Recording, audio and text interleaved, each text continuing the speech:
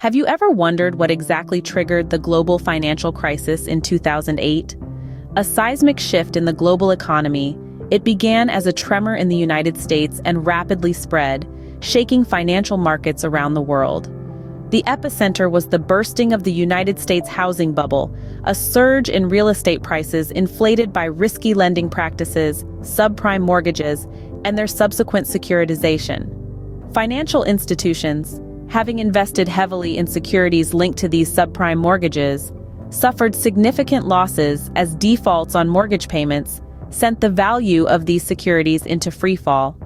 This precipitated a domino effect of bank failures, leading to the collapse of major institutions like Lehman Brothers and necessitating massive government bailouts to stave off a complete financial meltdown.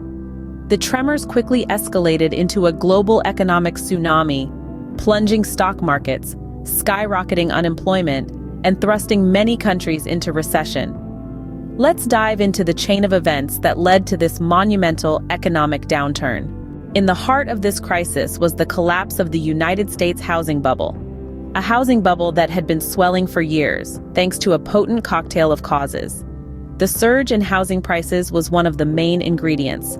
Property values skyrocketed, pushing up the worth of homes and creating a false sense of security. Then came the risky lending practices. Lenders, blinded by the glimmer of high housing prices, began offering loans to just about anyone, including those who couldn't afford to pay them back. This gave rise to the infamous subprime mortgages, loans given to borrowers with low credit scores. But the story doesn't end there. The subprime mortgages were bundled up and sold off to investors as securities. This process, known as securitization, spread the risk around, but it also made the entire financial system vulnerable. When this bubble burst, the dominoes started to fall. The fallout was catastrophic, triggering a chain reaction that rippled through the global economy. Banks and financial institutions had gambled heavily on securities linked to subprime mortgages. Now let's break down what that actually means. Subprime mortgages were loans given to those who may not qualify for traditional mortgages due to low credit scores or other financial shortcomings. The banks and financial institutions, eager to capitalize on the booming housing market, bundled these risky loans into securities and sold them off to investors. However, when the housing bubble burst, these homeowners began to default on their mortgages. Unable to make their payments, homes were foreclosed, and the securities linked to these subprime mortgages drastically fell in value. This caused a significant hit to the banks and financial institutions that had invested in these securities, leading to massive losses. One of the most notable casualties of this crisis was Lehman Brothers, a titan in the world of finance. Their exposure to these subprime mortgages was so significant that when the crisis hit, they couldn't stay afloat. In September of 2008, Lehman Brothers filed for bankruptcy, marking the largest bankruptcy filing in U.S. history. But Lehman Brothers was not the only institution to fall. The domino effect of bank failures rippled through the financial world, with other major institutions teetering on the edge of collapse. This led to a crisis of confidence within the banking sector, and credit markets around the world froze up. This was a pivotal moment in the crisis. The collapse of major financial institutions threatened to bring down the entire financial system. Governments around the world were forced to step in, implementing bailouts and emergency measures to prevent a complete financial meltdown. Yet, these bank failures and the subsequent bailouts were not without controversy. They sparked a global debate on risk, regulation, and the role of government in the financial sector. It was a wake-up call to the dangers of unchecked financial speculation and the fragility of the global financial system.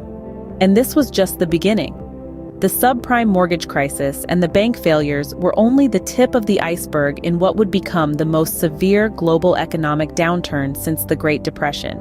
The crisis snowballed into a global economic downturn, affecting markets and jobs worldwide. It was like a domino effect, one country after another falling into recession. Stock markets plunged, revealing the harsh reality that what starts in one nation can ripple across the globe. Investors watched in disbelief as their portfolios shrank, and companies went into survival mode, cutting jobs to stay afloat. Unemployment rates skyrocketed, turning prosperous cities into ghost towns. The economic pain was palpable as millions of people found themselves jobless, struggling to make ends meet. But amidst the chaos, governments and central banks worldwide sprang into action. They realized they could not just sit back and watch the economy crumble. They had to intervene, and intervene they did, in ways that were unprecedented. In the United States, the government rolled out the Troubled Asset Relief Program, or TARP, a $700 billion rescue package aimed at purchasing distressed assets, primarily mortgage-backed securities, and supplying cash directly to banks.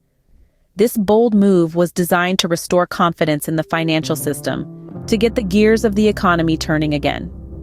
Across the Atlantic, the European Central Bank, along with other central banks around the world, engaged in monetary easing. This involved lowering interest rates and buying securities to infuse liquidity into the financial system. Their goal was to stimulate borrowing and spending, to breathe life back into the stagnant economy. These interventions marked a turning point in the crisis.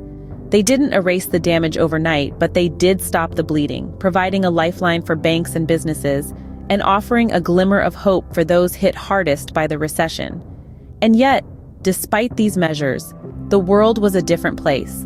The financial landscape had been forever altered, and the aftershocks of the crisis would be felt for years to come. The reaction was swift, but the damage had already been done. The 2008 financial crisis left a lasting mark on the global economy. The aftermath was felt keenly in the real economy, as it rippled through homes, jobs, and savings across the globe. Millions of people lost their homes to foreclosure, their jobs to recession-induced layoffs, and their savings to plummeting stock markets and retirement accounts. The housing market, once a symbol of prosperity, became a symbol of economic hardship and instability. The crisis provoked a call to action for regulatory reforms. The Dodd-Frank Wall Street Reform and Consumer Protection Act was enacted in the United States, aiming to address some of the issues that contributed to the crisis. This comprehensive piece of financial reform legislation aimed to prevent the recurrence of a similar crisis by improving accountability and transparency in the financial system, ending too big to fail, and protecting consumers from abusive financial services practices.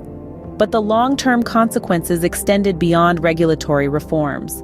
The crisis led to a significant shift in financial regulations globally. It sparked a re-evaluation of risk management practices, prompting banks and financial institutions to be more cautious in their lending practices and to maintain higher capital reserves. The role of central banks also evolved significantly in the wake of the crisis. Once seen primarily as guardians of inflation, central banks are now expected to play a more proactive role in preventing and managing economic crises. They are tasked with maintaining financial stability and serving as the lender of last resort in times of financial distress. The crisis also led to a greater awareness and understanding of systemic risk. The risk that the failure of one part of the financial system could cause a domino effect, leading to a broader financial crisis. This has led to an increased focus on monitoring and managing systemic risk to prevent future crises. The 2008 financial crisis served as a sobering reminder of the interconnectedness of our global economy and the devastating potential of unchecked financial risks.